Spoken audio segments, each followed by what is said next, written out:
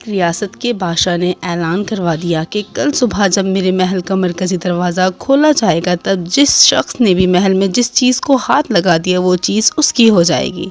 इस ऐलान को सुनकर सब लोग आपस में बातचीत करने लगे कि मैं तो सबसे कीमती चीज़ को हाथ लगाऊंगा।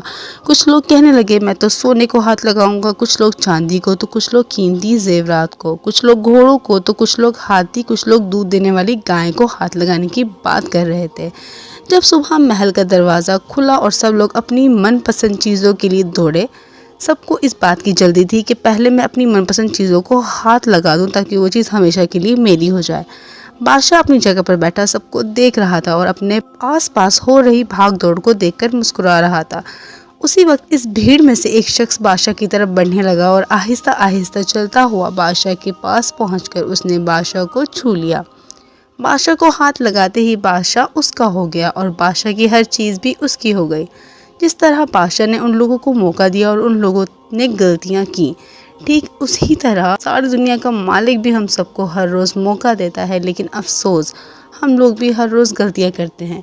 हम अल्लाह को हासिल करने की बजाय अल्लाह की बनाई हुई दुनिया की चीज़ों की आरज़ू करते हैं, लेकिन कभी भी हम लोग इस बात पर गौर नहीं करते कि क्यों ना दुनिया की बनाने वाली मालिक को पा लिया जाए। अगर मालिक हमारा हो गया तो उसकी बनाई हुई हर चीज़ भी हमारी हो जाएगी।